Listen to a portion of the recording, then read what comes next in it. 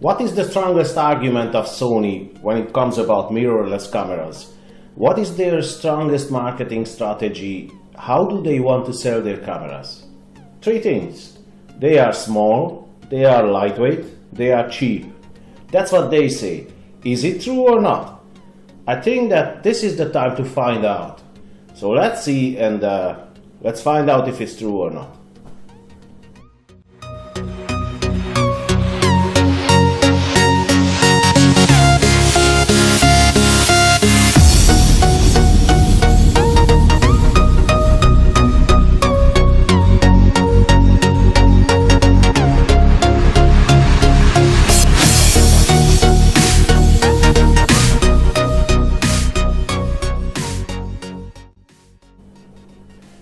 Hello YouTubers, my name is Attila Mate from Blue Sky Photography, and today I'd like to talk to you about the strongest selling point of Sony in regards to mirrorless cameras.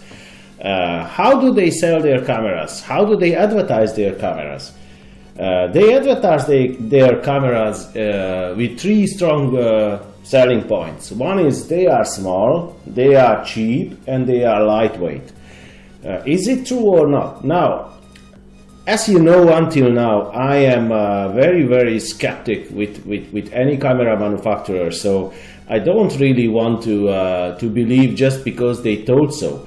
So what I do all the time, I will research and research and research, and I will make sure that what they say, it is true. Now, as you all know, I am not a fan of neither of the manufacturers. So I'm not a Nikon fan, I'm not a Canon fan, I'm not a Sony fan, I'm not a Pentax fan. I am the fan of the manufacturer who is selling me the camera which is able to do the job for the right price, and mostly, let's say, they don't want to rob me, but most of the time they try. So that's why I am a little bit skeptic when it is about truths, you know. So I just want to see with my own eyes, and I just want to research and just be convinced by myself, you know, that this is true. So that's the situation with Sony mirrorless as well. I'm sure you know that I used to be in the Sony system. I still have. I use Sony cameras. I have the Sony a6000. I used to have the Sony a7r and the Sony a7, so I used to shoot with them a lot, and I have experience with them. I know what's the story, are they lightweight or not. And I have to tell you, at the beginning, this marketing strategy, it was good, because at the beginning it was true. So Sony was small, Sony was lightweight, and Sony was cheap. That was true at the beginning. But as we move along with time, you know, we will see that it's actually not true anymore. Well, I won't say not true. I will say that it's not true as much as it was at the beginning. So it starts to fade away, you know. And let's see why.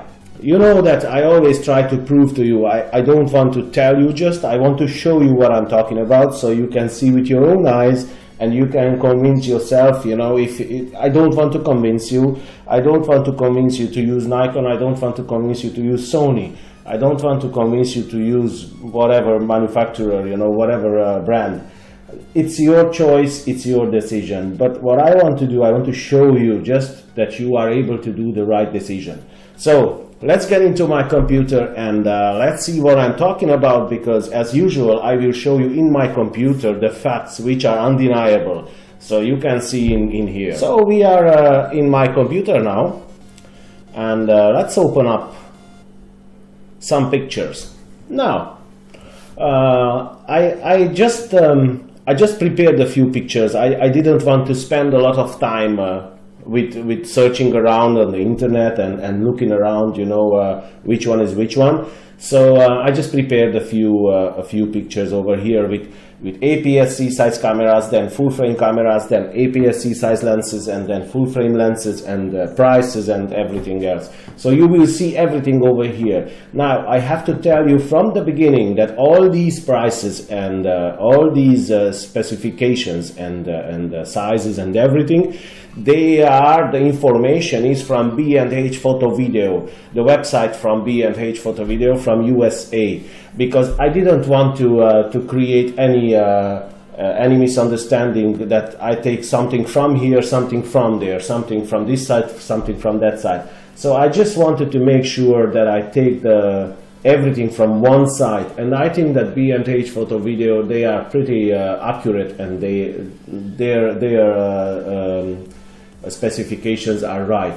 So let's have a look. I did try to put from Canon, from Nikon, and from Pentax, because and Sony, obviously, because they are the bigger ones, I would say, and I did try to put examples from each of them. In some situations I might not be able, but I did try.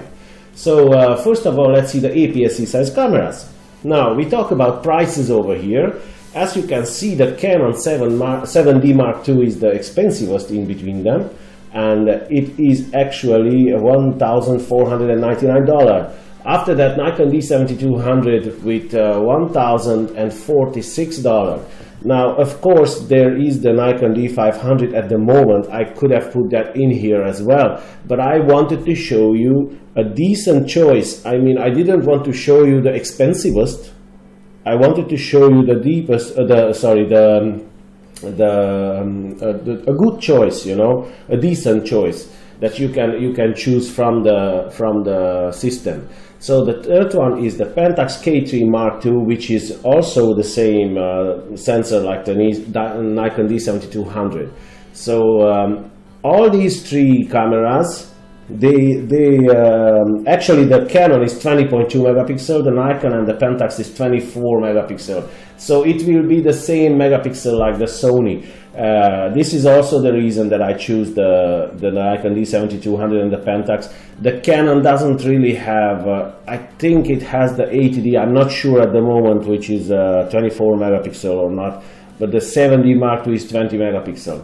So anyway, if we talk about prices, you see that the Sony a6000 over here is the cheapest in between them, which is $548. If we talk about the Sony a77 Mark II down here, that is not really cheap. That is $1,200, so that's not really cheap.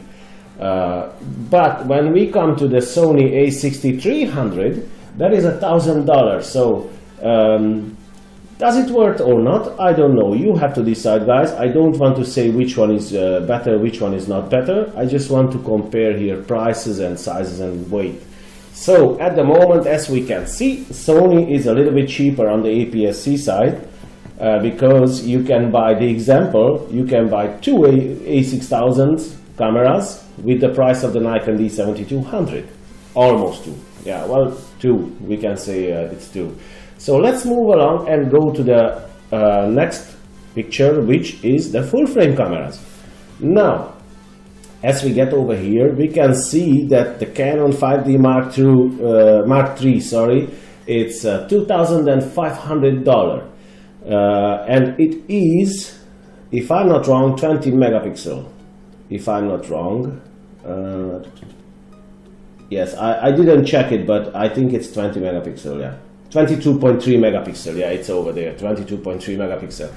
After that, again, I did choose the Nikon and the Pentax with the Sony because they are all 36 megapixel. So only the Sony a7r Mark II is 42 megapixel, and the Canon doesn't have 36 megapixel, only the 50 megapixel 5DSR, so I didn't want to put that one. So I put the 5D Mark III because that was kind of the flagship DSLR in the Canon system. So as we can see, the Canon is €2,500. The Nikon D810 is €2,799. The Pentax K1 DSLR is €1,796. The Sony a7R is €1,900. And the Sony a7R Mark II is €3,200. Now, as we get to the full frame, you can see that the cheap starts to goes backward, starts to change. You know, it looks like the DSLRs are cheaper than the mirrorless. Now, of course, we can say that yes, but at the Sony mirrorless there is the a7 Mark II and the a7, which is cheaper. Yeah, of course, the a7 Mark II is cheaper than the a7R. That's true. And but I have to tell you something. I did try the a7 Mark II together with the a7R, and I have to tell you that I was disappointed with the autofocus. They say that it's fast and this and hundreds of focus points. Yes, I don't know. It never goes close to the DSLR. I have to tell you that. So that's straightforward and it's undeniable. So the a7R Mark II, I never put my hand on it. I cannot say anything about the autofocus of it. It might be good. It might be close to a DSLR. I don't know. I wouldn't say it's the same as a DSLR, but it might be close to it. But I would say that the 42 megapixel of the a7R Mark II is not a very big difference from the a7R from the 36. I think that's not the strongest point of the a7R Mark II. I think the strongest point is different. It's in the low light capability and others. But still, it's 3,200 euros, so it's the most expensive in between these ones. I have to tell you that in these, in this page, in between these cameras, the best price and the best bang is the Pentax K1. That's the best deal for your money. The Pentax K1. If you have a look, it's a 36.4 megapixel full frame camera, no anti-aliasing filter. It's great. So that's the best. Now, let's not stick here with all these details because it will be too long, the video. So let's move further and we get to the lenses. Now, lenses again. This is I did try to put over here for the APS-C cameras and the kind of the range 70 to 200. Not all the time it was possible, but I did try, you know, to put like that. So as you can see over here, we got the Sigma 50 to 100, the new lens, which one just came on the market a few weeks ago, and this lens is just ridiculously good, I have to tell you. Now this lens is $1,099. You can't really see the price from this. Yeah, you can see now.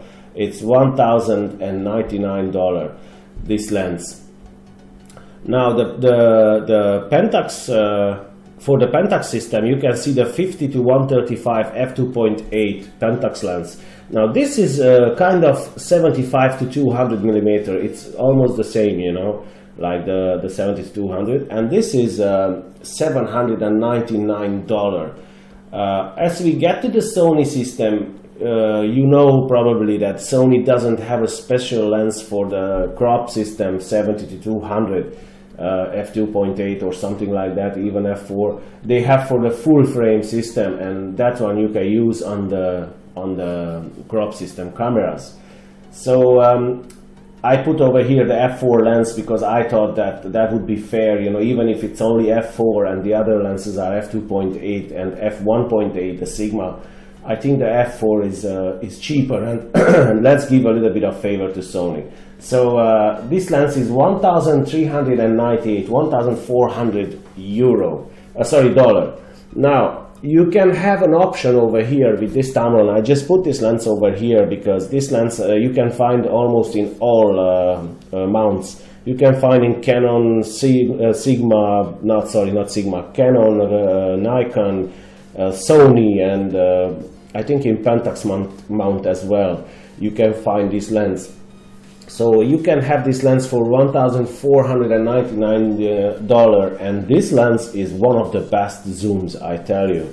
You can see in my other video I was talking about this lens, you know, with Tamron and with DxOMark, where they tested, and it's a very, very good lens. Now we go a little bit further and we get to the full frame side. Now, as you can see, Canon EF7200 f2.8 lens is $1,949. The Tamron is $1,500, like I showed you in the previous page, because that is also a full frame capable lens. And the Nikon is $2,096. The Pentax is $1,796, and the Sony FE7200 f2.8 G Master lens, there is no price not yet available. Now I took this information about a few days ago, about 4 or 5 days ago, from BH Photo Video. So in the meantime, if they put the price, then I'm sorry about it, but I think that they didn't. And they didn't put the price since months now, since 2 months or something, since they announced that this lens will come. And I'm very surprised why they do that, but I think I can say that it will be more than €3,000, $3,000, and I will show you why I'm saying this. I'm saying this because of this. If you see this is the 7200 f2.8 for the alpha mount, and this is $3,000. So if this is $3,000, the newer version, this one, obviously it will be over $3,000, definitely. So I think that when we get to the lenses, and when we start talking about lenses, you can see that the cheap cameras, it starts to fade away. So it's not cheap anymore. It used to be cheap at the beginning, and I can tell you that I was also hooked up with this system, with this strategy, because I thought also that it will be cheap, but it's actually not, unfortunately. So I think that let's go a little bit further, you know, and let's talk. This is only the prices. Let's talk a little bit more about it, you know. So we arrived to the 24 to 70 millimeter lenses, and let's talk a little bit about them. As you can see over here, the Sony's 24 to 70 f2.8 G Master lens, it's $2,198, and this is pretty expensive lens, I have to tell you. Well, only the Nikon lens is expensive, which is $2,396, and the Canon is much cheaper. It's $1,750, and this is the version 2 of the Canon lens, so this is the expensive one. The Pentax 24 to 70 f2.8 is $1,296, and that's a fair price. That's a very good price. I have to tell you that Pentax, with this K1, and they released also 3 lenses with the camera, the 16 to 35 if I'm not wrong, and the 24 to 70 and the 70 to 200 f2.8, and these lenses, you know, they are very affordable comparing with the other ones. Now again, I've just put over here the Tamron, because you can buy this Tamron lens for almost any mount, and this lens is very, very good zoom lens. 24 to 70 is a very, very good lens. You can have a look on the DxOMark site and you will see what I'm talking about. So when we get to this side, again, you can see that the cheap is fading away, because it's not really cheap at all. Now we arrived to the weight, but before we get to the weight, I just wanted to show you some examples over here. Let's say I don't want to talk with all kind of camera and lens combinations, because it's no point, you know. I just want to show you a combination. Let's say the a7r. I don't take the very expensive camera from Sony. I don't take the a7r Mark II. I take only the a7r, yeah. I take the a7r, and I take the 7200 G Master lens. The a7r is €1,800, sorry, and the G Master lens, it will be 3,000 definitely. That's not a question. That's if it will be lower than €3,000 or dollars, sorry, I will be very surprised, but it won't be. So $3,000 plus 1,800, that means $4,800. Now let's take the Nikon version. If we have a look on the Nikon cameras, you can see over here that the Nikon D810 is $2,800, and the Nikon lens is 2,100, so it's 4,900 dollars. Sorry, it's 4,900 is the camera with the 70-200. Now, if we have a look now, the Sony a7R, and I didn't even put the Sony a7R Mark II, because if I put the a7R Mark II, then this price will be. So I just put the a7R, and even then, as you see, the a7R and the D810 with the 7200, they are the same price. It's like $100 difference in the price. So what are we talking about cheap? It's not cheap at all. If we say again, if we go to the 24 to 70s, you know, they are the same. I have to tell you, it is the same situation over here. So if we take that, Sony will be the same. It will be 100 euro cheaper or something like that. Yes, this 100 euro is a little bit cheaper, but what do you trade in for that? That's the big question. So we got to the weight. Now everybody is talking, this is the second selling point of Sony cameras. They are lightweight. It's true. Yes, they are lightweight in some situations. And I show you what situation. This is not lightweight at all. This is an old lens, a 30 years old lens. This is the Minolta 70-210, the beer can lens with the adapter, with the LAA4 adapter. This is not lightweight. So we are not talking about being lightweight over here, but we can talk about being lightweight when we talk about one of the primes. So if you are using a 50mm prime lens, now this is lightweight.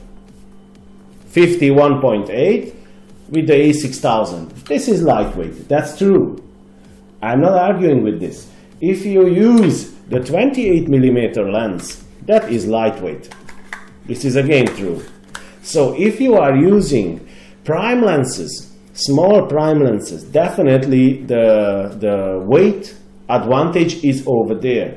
But when we start to talk about lenses like the Tamron 90mm macro, I will show you just in a second. I will put this on the camera and then you can just see what I'm talking about. That it's not lightweight at all. You see, when Sony released a6000 and all these cameras, you know, they released a few lenses with the camera, prime lenses, and they were really lightweight. That was true. Now look at this. This is not lightweight. So it might be a bit let's say it's a bit different, you know, and it's a bit it doesn't weigh so much like a DSLR, but the difference is not as big as they are saying it is. So I have to tell you that the lightweight is only in some situations is true. In most of the situations, lightweight is not true, because it's, especially if we talk about the full frame cameras and the full frame lenses, then we are not talking about just a little bit of difference. But let's see over here the specifications. So the Nikon D7, these are the crop cameras. Nikon D7200 is 675 grams. Sony a6000 is 344 grams.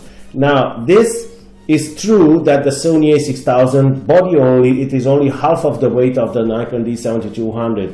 Pentax K3 Mark II is the heaviest in between them, is 799 grams. But why? Because Pentax K3 Mark II is built like a tank, and it's built for extreme situations. I mean, that is the best built camera in the world, and if somebody deny that, I don't agree. Prove me, and then I agree. But Pentax cameras, all the Pentax cameras, they are the best built cameras in the world. I don't say that they are the best cameras. They are the best built cameras. Autofocus and all that kind of things, that's a different story. So Canon EOS 80D, this is 730 grams. So in this situation with the APS-C, DSLR and the mirrorless, of course the mirrorless is not as heavy as the DSLR. When we get to the full frame section, now you can see that the weight is a little bit changing. I mean, That's different now, because the Nikon D810 is 880 grams and the Sony a7r Mark II is 625 grams. So that's not a big difference anymore, you know. It's like 200 and something grams difference. That's not a big deal. That's nothing at all. Canon 5D Mark III is 860 gram, Pentax K1 is 924. Again, the Pentax is the heaviest in between them, but why? Because it is built like a tank, it's weather sealed, it's everything you can imagine. So I just put over here the Sony DSLR as well, it's the SRT, not a DSLR, it's a translucent technology. So this is 816 gram. So as you see over here, the full frame side, the a7r Mark II is not as lightweight as we are thinking, you know. It's actually close to the DSLRs. If we get to the APS-C size lenses and we look at the weight of the lenses, you can see that the Sigma is the heaviest in between them. It's 1.5 kilo, we can say 1.5 kilo. It's very heavy. But I am very happy to bring this heavy lens with me, because this is an excellent lens, I have to tell you. The Sony FE7200 f2.8 G Master is 1.5 kilo, so it's the same. The Tamron f2.8 7200 is 1.5 kilo roughly. Yeah, they are, all of them, they are 1.5 kilo, the full frame lenses. The Sony FE7200 f4, that is 840 grams. So if you buy the f4 lens, that is actually not as heavy than the full frame lenses or the Sigma lens. Now again, the lightest in between them is the Pentax 50-135 lens. That is only 685 grams. So if we take the Pentax lens with the Pentax body, and we take the Sony f4 lens with the Sony a6000 body, the weight difference, it will be like 200-300 gram, maybe 400 maximum. I mean, 400 gram difference is not as big of a deal. No, I wouldn't say that it worth what you have to trade in for that, you know. So we go to the Canon, we go to the full frame lenses now. And again, these are all 70-200 lenses, f2.8, all of them, Canon, Nikon, Tamron and Sony. And you can see that they are all the same, The Nikon is the heaviest, 1.54 kilogram. And the Canon is 1.49, the Tamron is 1.47, and the Sony is 1.48. Look, guys, this is physics. You cannot beat physics. If there are some things which one you cannot change it, even if you want it. If you want to cover that full frame area, you must have a size of a glass. You cannot make smaller, you cannot make lightweight, you can make a little bit, but then you have to change the glass with plastics and all that, and then the quality is not good. So if you want to produce good lenses with good image quality, and then you must keep those parameters. You don't have any other possibilities. So as you can see over here, the lenses are the same size. Now we go to the 24-70, and again the Sony is the same heavy like the Canon and the Pentax. The Nikon is a little bit heavier, as you can see over here, is 200 grams roughly, 200 grams heavier the Nikon 24-70, like the Sony FEG Master, so 200 gram difference. But let's not forget that you don't have to buy the Nikon, because the Tamron 24-70 f2.8 USD, which one is down here, that is it's an excellent lens. I just wanted to say that it is as good as the Nikon. I don't want to say that, because I don't want to say that it's as good as, but it is very, very close to it. And I will have to tell you that you can't really find a difference if you look in the pictures. You know, you have to look with the loop, you know, to find the difference in between the picture with the Nikon lens and in between the Tamron lens. So let's see some pictures about the sizes over here. And as you can see, this picture are three cameras. One, the Sony I presume it is the a7r Mark II or the a7 Mark II, because as you can, I see on the button layout over here in the top, and this is the Canon 5D Mark III, and this is the Nikon, probably it is the D810 or probably a D800 because of the top dial over here, as I see. I might be wrong, but definitely I think it is the D800 or the D810. And this is the 24-70, the Nikon lens, the Canon lens, and the Sony G Master. And as you can see, size-wise, they are almost the same. They are almost the same. The Nikon combo, I would say it's heavier with a half kilo, roughly half kilo. But that's all. The Canon, I don't think it's really much difference in it, but the Nikon is a little bit heavier. As we get to the 7200, again, as you can see, the Nikon, Canon, and Sony, it's a very, very small difference in between them size-wise. So it's there is almost no difference. It's a little bit shorter, and that's it. That's all. A little bit shorter.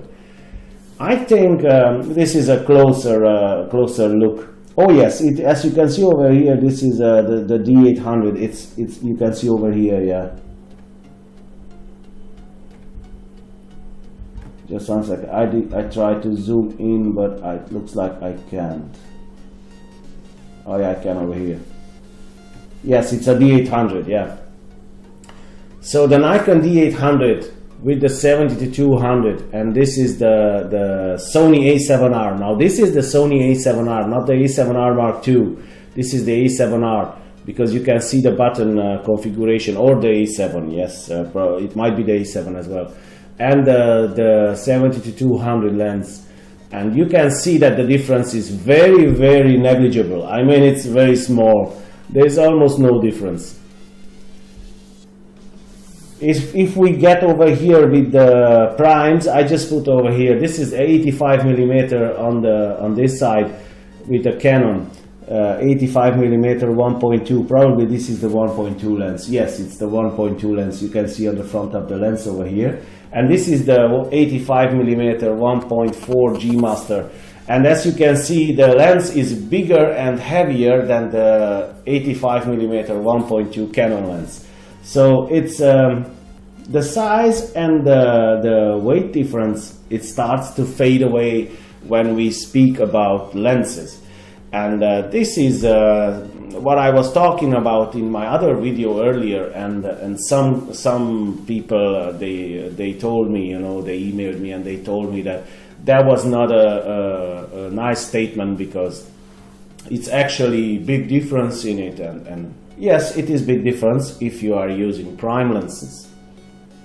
It is big difference. If you use only prime lenses and you use only the lightweight lenses, then it will be a big difference. But if you use some fast glass, if you want to use only f4 glass, even zooms, if you use f4 zooms, it is lightweight and it is small and all the advantages over there. But that is with f4. F4 is not a professional lens. I don't want to hear about lenses, zoom lenses with f4. That makes me angry. That makes me ridiculously crazy. You know, what does that mean? Like a professional photographer works with an f4 lens? That's not at all a professional lens. I don't want to hear about it. I want fast glasses on my cameras. I want f2.8 zooms. Actually, I have f1.8 zooms on my cameras because I use the Sigma lenses. But that doesn't matter. You can have the f2.8 as well. But at least the f2.8. And if we get to the f2.8 zooms, you will see over here that there is no difference, or there is a difference if we are very picky, and you can say that, oh, there is a 175.9 gram difference. Yes, it is. Well, hell of a big difference, I tell you.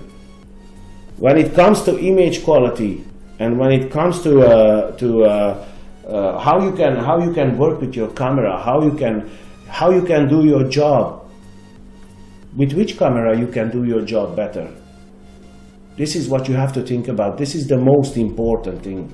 If you can do your job with a system better than with the other system, go for it. Go with that system. That's the main thing. That's the most important thing, that you have to do your job better. Because other than that, I have to tell you that camera manufacturers, they are not loyal to us. Why should we photographers be loyal to the camera manufacturers? Why? They are not loyal to us at all. They don't look at our profit. They don't look at our problems, how we can solve our problems. They don't care about that. They only care their own profit. They only care about their own situations and their own problems. Nobody cares about your problem or my problem. Then why should I be loyal to Nikon or Canon or Sony? Why should I be loyal? No, I'm not loyal. If tomorrow a new camera manufacturer will come and will release a camera which one is cheaper than my Nikon or my Sony or whichever, and it does the same quality job, I can do the same quality job, and I have all the benefits with the third-party lenses and third-party flashes and all the gear I need, I will move for it. I will move, definitely, because that's what I care. That's the only thing I care. Does anybody pay my bill? No, nobody pays my bill. So if I have to buy something, I have to think twice, I have to think 3 times, just to make sure that I do the right decision and I spend my money wisely. Guys, if you don't want to spend your money wisely, that's your problem, and then I mean, everybody can make his own decision. And if you want to spend your money on something, it's your decision. Go for it, do it, enjoy it. But I want to spend my money wisely, and I don't want to spend some thousands of euros or dollars or whatever money do you have. I don't want to spend without thinking, and I don't want to spend just because somebody told me that that is the best system. So that's why I don't trust anybody, and that's why I always search for the truth, and that's the main thing. So I hope it was helpful to you, and I hope it was good information. I did work a lot with this video until I collected all the information it was necessary, and I hope that it was helpful to you guys. So have a nice day and take care, and don't forget the main thing, capture that moment. Take care, guys.